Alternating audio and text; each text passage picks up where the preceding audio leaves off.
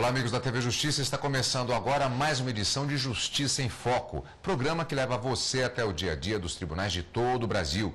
Hoje vamos conhecer o Tribunal Regional Eleitoral de Tocantins. Aqui nos estúdios da TV Justiça está o desembargador Marco Vilas Boas, presidente da Corte. Primeiramente, como sempre, vamos conhecer a trajetória profissional do desembargador. Marco Vilas Boas nasceu no dia 22 de maio de 1962 em Uberaba, Minas Gerais. Formou-se em 1986 na Faculdade de Direito do Centro de Ensino Unificado de Brasília, CEUB.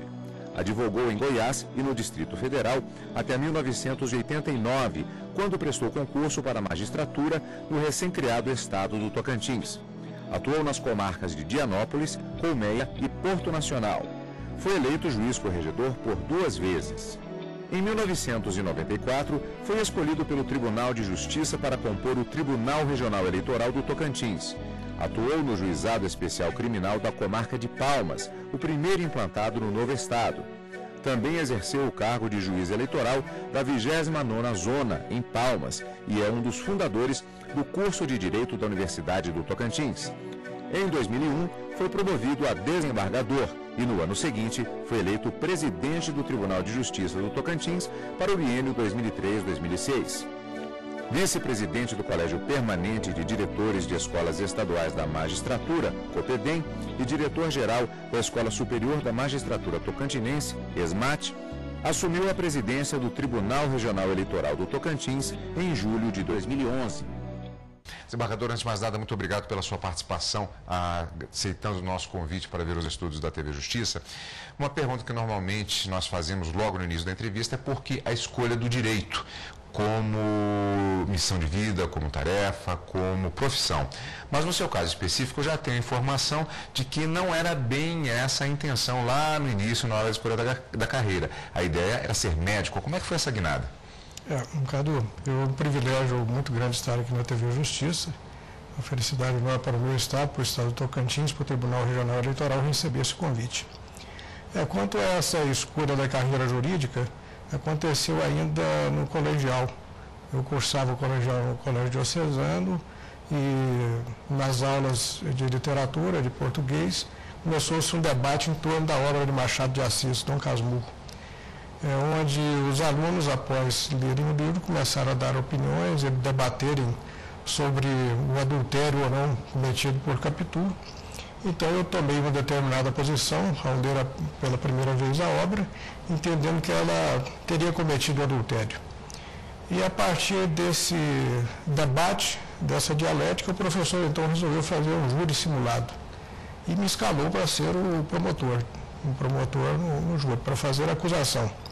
E realmente foi assim, um júri muito concorrido, os alunos compareceram em massa, pessoas importantes da comunidade foram convidados, os jurados eram jornalistas, escritores, políticos, pessoas da televisão local, e por isso foi muito badalado. E após o júri, eu fui muito incentivado por aqueles que estavam ali a seguir a carreira jurídica. O meu professor, particularmente, dizia: não, você tem que ser escritor. Mas a minha intenção era fazer o curso de medicina, tanto que eu cheguei a prestar vestibular para medicina, e no primeiro vestibular que eu fiz, eu não fui aprovado, mas havia prestado concomitantemente, sem dizer nada para a minha família, o vestibular de Direito na Universidade de Uberaba. E, por graça de Deus, fui aprovado, então comecei os estudos jurídicos ainda em Uberaba.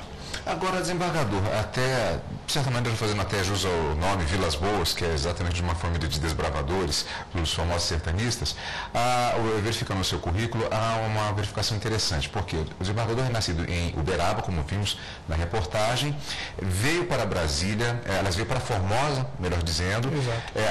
A família teve um acompanhamento da própria formação da cidade, está em Tocantins, e sem contar que foi um dos fundadores do curso de Direito da Universidade do Tocantins. Essa variação de localidades na região centro-oeste, isso influenciou de alguma maneira na própria formação jurídica, na sua carreira jurídica? Eu não tenho dúvida, é toda uma vasta região, né? Eu sempre digo assim, eu nasci na beira da estrada de Goiás. os mineiros ali do Triângulo andam muito, talvez seguindo os passos dos bandeirantes que passaram ali pela Picada de Goiás e entraram no sertão goiano adentro. No início, o estado de Goiás, o estado de Minas, era tudo capitania de São Paulo. Então, mais tarde, na busca pelo ouro e no conflito que houve com o estado do Maranhão, com a capitania do Maranhão, pelas terras além do Manuel Alves Grande, os paulistas então resolveram criar a capitania de Goiás, né? E a divisa era justamente o Rio Grande. Quer dizer, Uberaba, inicialmente, era estado de Goiás. Mais tarde, em razão dos encantos de Ana Jacinta de São José, a dona Beija, o ouvidor de Paracatu do príncipe, apaixona pela moça e é acusado de crime de sedução na capitania de Goiás e não conseguiu se desvencilhar do processo. Acabou que, com as influências que tinha sobre o rei, desmembrou-se, então, o Triângulo Mineiro da capitania de Goiás e passou-se para Minas, onde ele conseguiu arquivar o processo. Daí que aquela passagem, ela me parece que tem um magnetismo de se buscar o norte da capitania de Goiás, o norte do estado de Goiás. E mineiros vieram, como depois Couto de Magalhães, empreenderam no Rio Araguaia e no Rio Tocantins. Ele foi presidente da província, capitão-general, né, da província de Goiás, implementou a navegação no Araguaia e Tocantins e depois Juscelino Kubitschek com a criação de Brasília. Então, ao norte, o ponteiro da bússola aponta para o norte do Brasil. Isso é natural. E eu acho que segui esse magnetismo juntamente com a minha família, viemos para o Planalto Central.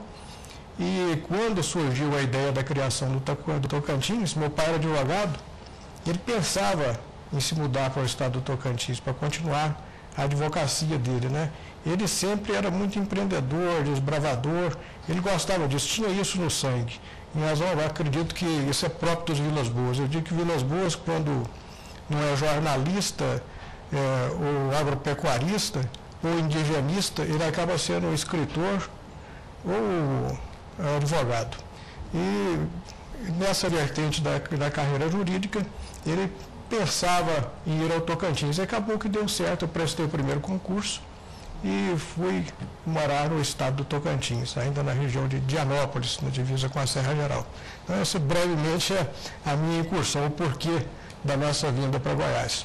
Agora, justamente há uma imagem relacionada a uma terra a ser desbravada nessa região do estado do Tocantins, mas ela tem uma situação bastante curiosa, porque ao mesmo tempo que é um estado recém-criado, houve a inauguração, na verdade, de toda uma estrutura judiciária naquele estado, mas ao mesmo tempo ela já tinha uma existência prévia como parte do estado de Goiás. Então, não era propriamente uma página em branco que se escrevia naquele momento. Havia uma base já relacionada à própria cultura daquela região específica.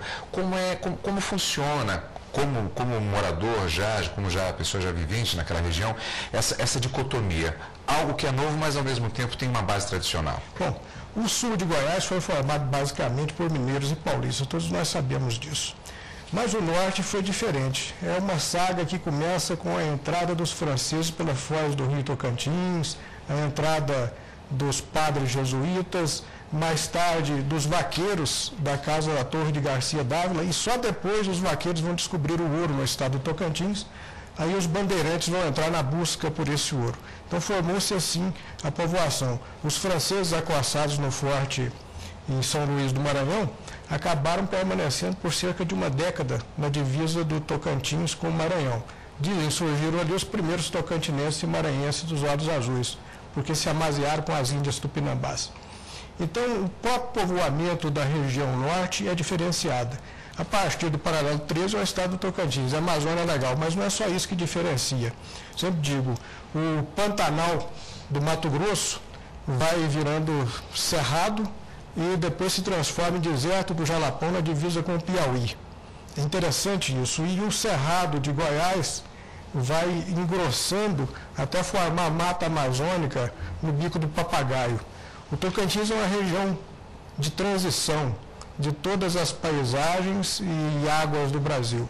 Então nós temos nesse delta todos os climas e todas as paisagens do país, desde o clima equatorial, semi-equatorial, do clima do Cerrado, né, do nosso clima temperado, de Mata Atlântica na região da Serra Geral, e também as paisagens pitorescas do Pantanal, as paisagens de Agreste, de Caatinga e de Mata Amazônica e Cerrado.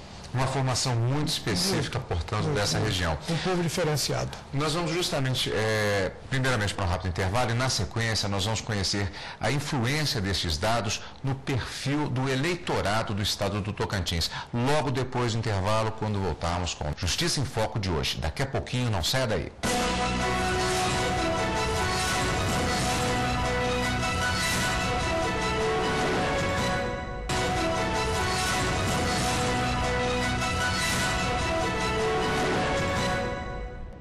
Justiça em Foco está de volta, hoje conhecendo o perfil do eleitorado de Tocantins na entrevista com o desembargador Marco Vilas Boas, presidente do Tribunal Regional Eleitoral do Tocantins. Agora, como sempre, na nossa reportagem, conhecendo o perfil, repetindo, do eleitor de Tocantins. O Tocantins tem hoje 949.596 eleitores, que correspondem a 0,69% do eleitorado brasileiro. A maior parte dos eleitores tocantinenses está na faixa de 25 a 34 anos. Quase 250 mil pessoas aptas a votar estão nessa faixa etária. Quanto ao grau de instrução, a maioria não completou o ensino fundamental, mais de 295 mil pessoas. Outros 171 mil eleitores leem e escrevem. 159 mil não completaram o ensino médio e 121 mil concluíram o ensino médio. Pouco mais de 37 mil eleitores tocantinenses têm curso superior completo. Desembargador, com relação a esses dados do eleitorado de Tocantins, há uma característica muito interessante, que é um aumento de 44,5% entre os períodos de 1988 e 1994. Isso dá uma média, salvo engano, de mais ou menos 7% ao ano. Isso confirma essa visão que existe do estado do Tocantins como uma zona de atração de pessoas que vêm de outros estados para tentar a vida nesse estado? Não tenha dúvida disso. O estado do Tocantins, apesar de jovem, é secular. Foi o primeiro estado brasileiro que um magistrado esteve à frente do seu processo de criação. Em 1821, o desembargador Joaquim Teotônio Segurado proclamou a independência do Norte e denominou o estado do Tocantins de província da Palma. Mas muitos tocantinenses estavam fora do seu estado quando da criação. Muitos retornaram com essa nova perspectiva. E também os brasileiros, empreendedores que acreditavam, aqueles atraídos pelo magnetismo da picada de Goiás. Então, muita gente acorreu ao estado do Tocantins como um novo Eldorado. É um estado jovem, bem centralizado, com um potencial enorme, com milhões de hectares de varjões agricultáveis, uma bacia hidrográfica esplêndida e com um potencial muito grande para produzir riquezas para esse país. Então, eu acredito que nesses primeiros anos, todo o Brasil estava de olho no Tocantins para ver como as coisas se passariam. Então, tivemos um breve governo de 2 anos, pelo governador Siqueira Campos, que foi o idealista do estado do Tocantins, levantou essa bandeira e conseguiu a aprovação na Constituinte de 88, após, inclusive, fazer greve de fome. Nesses 2 anos, ele governou o estado e fala-se que foram 20 anos em 2, onde deixou-se uma boa estrutura já preparada, a capital iniciada em Palmas, nos moldes daquilo que foi Brasília no início, né? Com muita dificuldade, o Estado não tinha dinheiro, nem aporte de recursos federais. Seguiu-se então um governo de 4 anos do governador Moisés Avelino, que conduziu bem as coisas e as pessoas acreditaram nessa nova proposta, nesse novo Estado. Eu acredito que daí resulta esse grande aumento de eleitorado.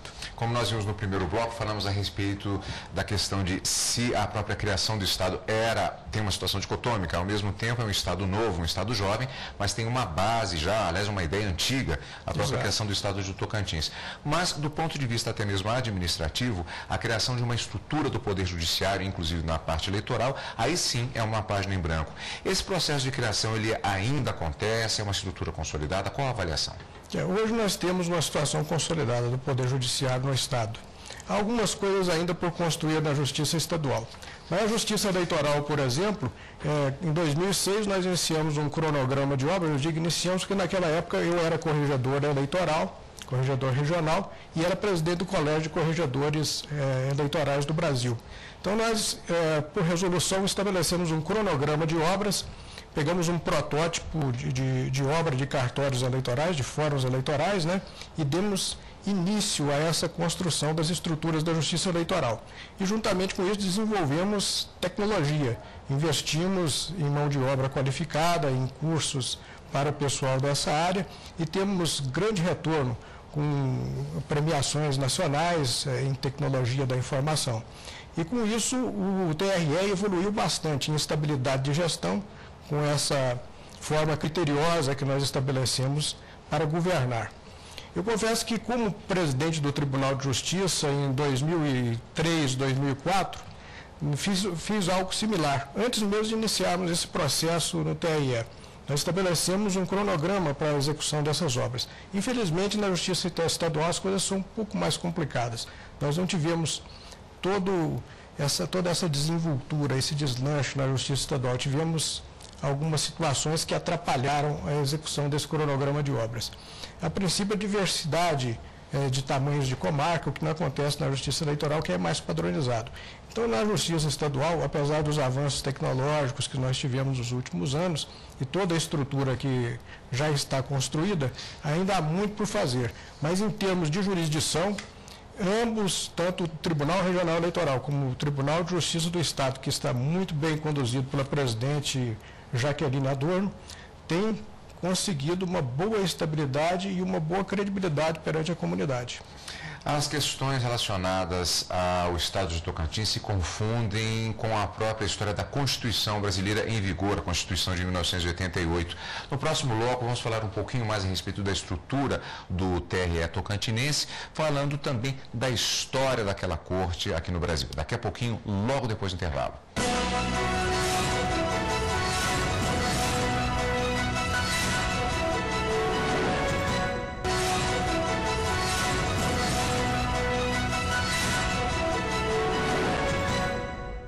Estamos de volta com Justiça em Foco, que hoje recebe o presidente do Tribunal Regional Eleitoral de Tocantins, Marco Vilas Boas.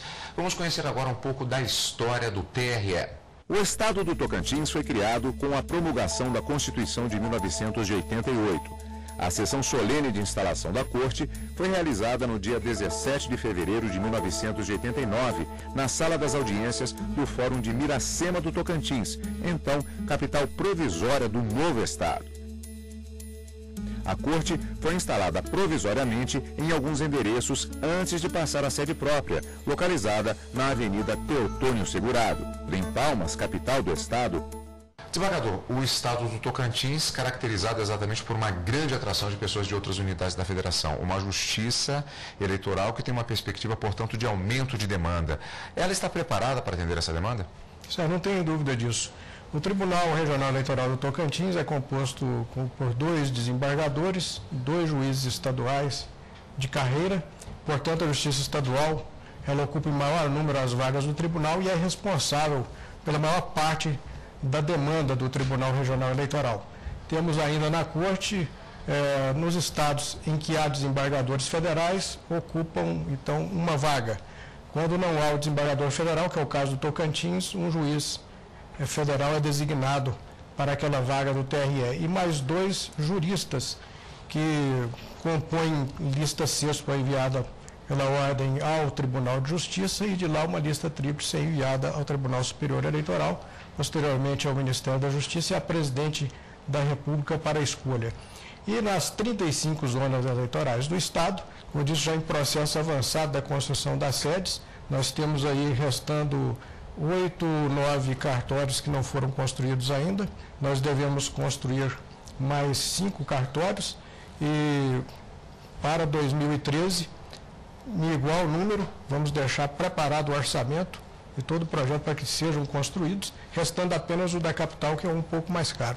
Aí teremos talvez a primeira justiça eleitoral do Brasil totalmente padronizada. E temos servidores de alta qualidade, servidores titulares dos cargos, efetivos da casa, nos cartórios eleitorais e no Tribunal Regional Eleitoral, que fazem do nosso Tribunal Regional Eleitoral um tribunal de alta qualidade, o único Tribunal Regional Eleitoral do Brasil que tem certificação ISO 9001 em matéria de eleições. Então, as eleições e a parte administrativa do tribunal é um primor e com uma certificação exigente. Acabamos de passar por uma inspeção, apenas 2 tópicos foram anotados, coisas mínimas que precisam ser corrigidas para que nós continuemos certificados. Isso nos deixa muito orgulhosos, todos nós que trabalhamos com a justiça eleitoral no Estado. O estímulo à democracia, a participação popular, se faz também mantendo exatamente a qualidade dos servidores e dos magistrados. E existe a escola de magistratura e também o colégio de diretores de escola da área, da entidade da qual o desembargador é vice-presidente. Essa estrutura de formação, ela tem sido efetuado algum trabalho no sentido de que isso seja permanente, não só no estado de Tocantins, mas em todo o Brasil, considerando que o desembargador é presidente do Colégio de Presidentes dos TRS? Sim. Veja bem, nós temos uma escola que há 10 anos nós estamos à frente dela. Eu, como presidente, a instalei e depois, por 3 vezes, fui seu diretor e sou atualmente o diretor. E, em razão do sucesso da minha escola, alcancei a vice-presidência do COPEDEM. A escola do Tocantins hoje é uma espécie de laboratório do Colégio dos Diretores de Escola da Magistratura do Brasil. Nós entregamos 80 cursos de capacitação aos servidores e magistrados do tribunal. Tivemos cerca de 1.300 servidores capacitados e 117 magistrados. Nós temos 140 magistrados em atividade na Justiça do Estado. Então, para se ter uma ideia do que aconteceu em termos de ensino profissionalizante dentro da escola. E temos uma perspectiva de implementarmos um sistema de ensino de especialização com nível de graduação em lato sensu e estrito sensu, para que nos próximos anos nós formemos um corpo docente de alta qualidade para juiz ensinar juiz e servidor ensinar servidor, para que a prata da casa seja valorizada. O Colégio de Diretores de Escola trabalha nessa vertente.